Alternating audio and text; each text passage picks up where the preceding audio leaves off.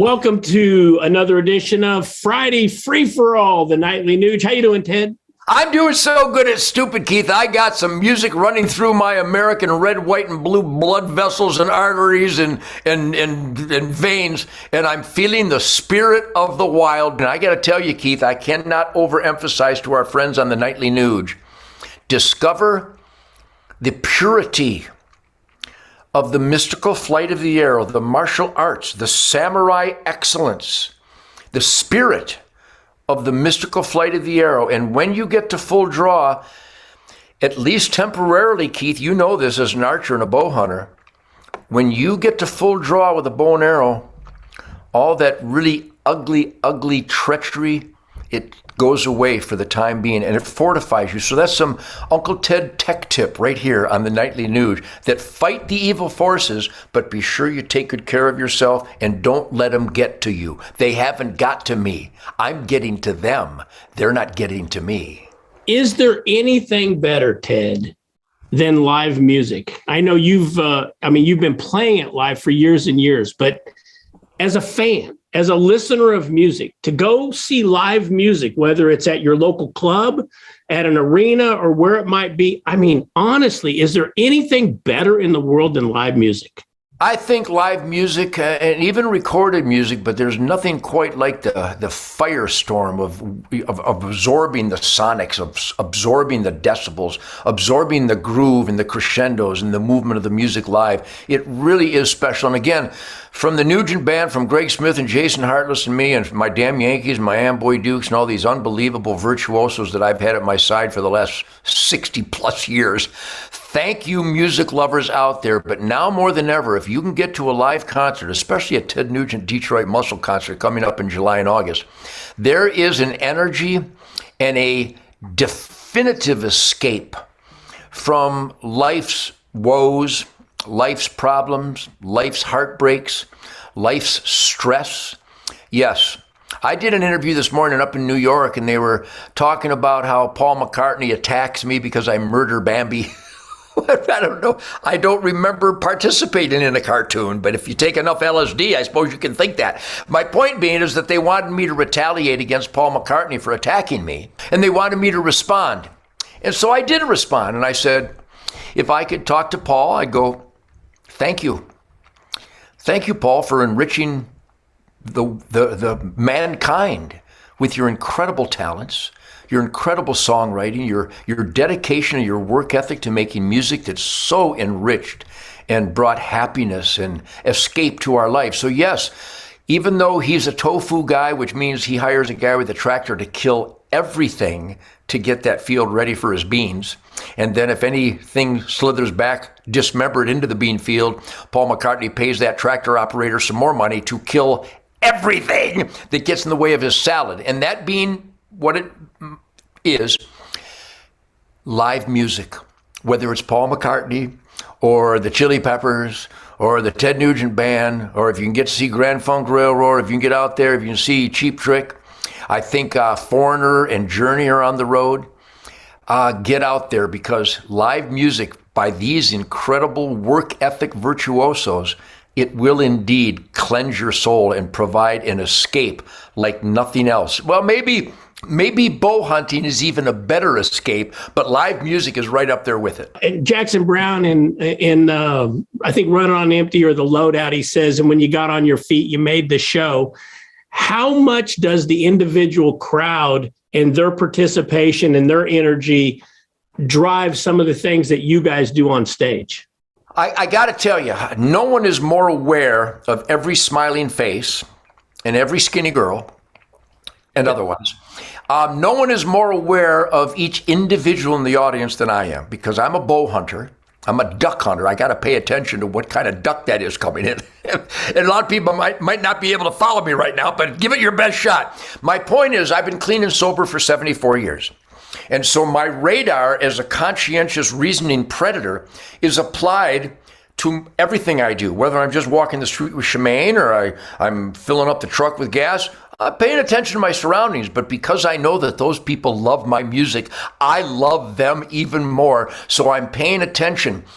That being said, and again, no one appreciates their feedback and reciprocity and the energy and their celebration of my music. I cherish that. I love them for that.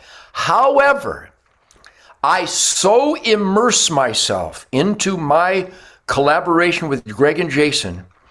I am so owned by the cultivation of guitar licks, tones, and delivery that when I played Great White Buffalo on the Limpopo River at the confluence of South Africa, Botswana, and Zimbabwe about 25 years ago on a beat-up guitar with only 4 strings, I punched out the Great White Buffalo guitar lick best I could on that decrepit guitar for 2 naked black guys tracking a warthog.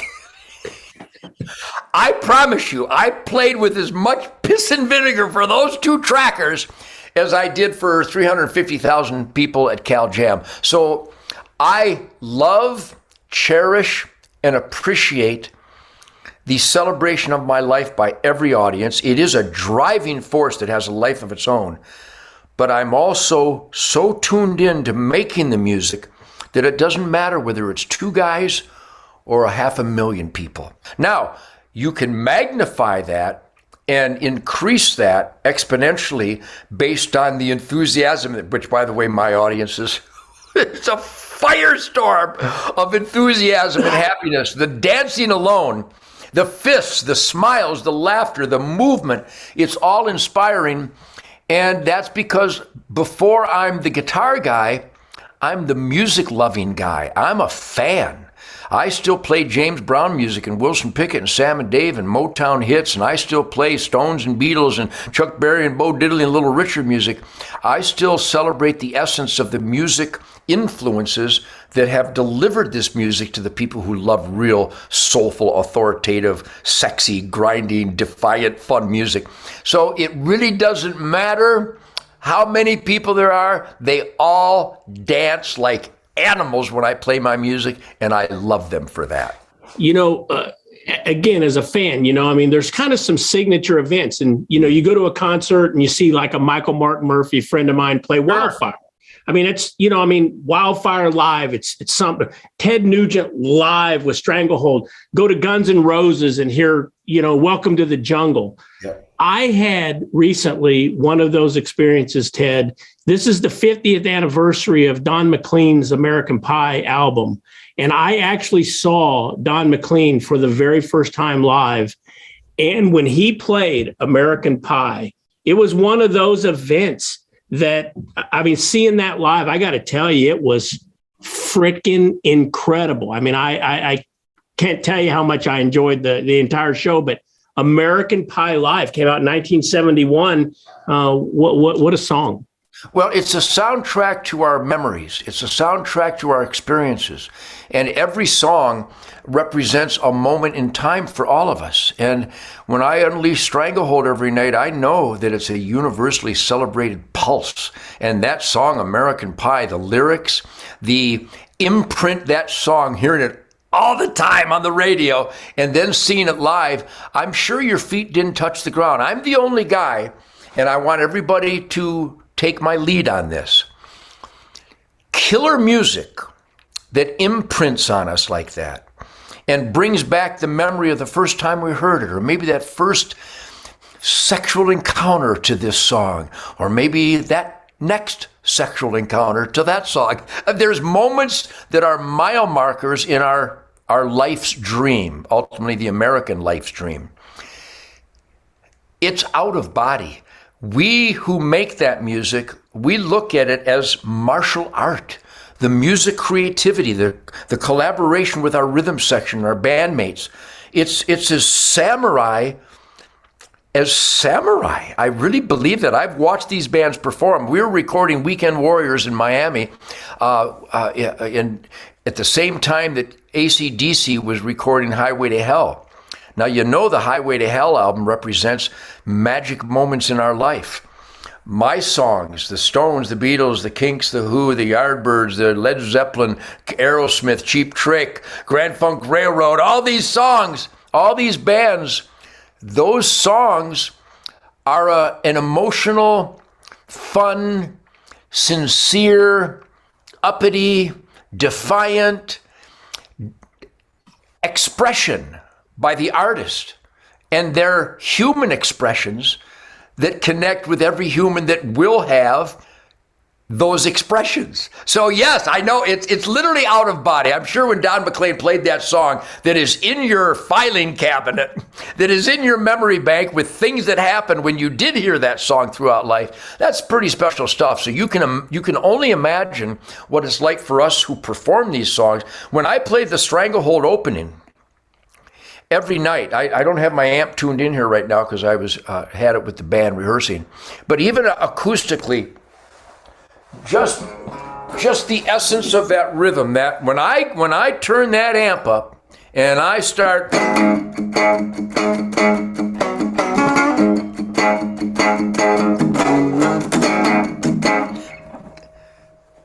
get out, my goosebumps have goosebumps. And I've played the song a gazillion times because every time, if you really approach life properly, how about every opening day? Every opening day is the most important opening day. Every time you come to full draw on a turkey or a deer or a hog or a squirrel, that's the most important full draw archery moment you're going to have. So yes, what you experienced is really the essence of what music lovers experience when they hear those songs that are mile markers for those most exciting times in our life. And to actually create them and unleash them, oh, geez, it's the highest of highs, Keith. I thank God every day. Well, thanks for talking to music with us this fine Friday. I do want to point out that if you go to huntthevote.org, hit the promo code or the Patriot code TNNUSA for the Nightly Nude USA, TNNUSA, and you can win a signed new album from Ted, Detroit Muscle. It's really quite a package, Keith. We have an incredible package in the CD, and then the vinyl will be coming out soon. But all the lyrics and all the thank yous and all the credits, it's almost like the old days back in the 50s and 60s and 70s when you get a new album. This is just a complete package that is just awesome, and Greg and Jason put their heart and soul in it. And everybody at Pavement record label, they're real music lovers and they still believe in Ted Nugent. So thank you everybody at Pavement, and thank you everybody across America for making Detroit Muscle the #2 album in the world. In fact, that was just recently. Who knows what's going to happen in the next few days? Listen to a little bit of Detroit Muscle. Ted, see you tomorrow. You bet. Thanks, Keith. Godspeed, real music lovers.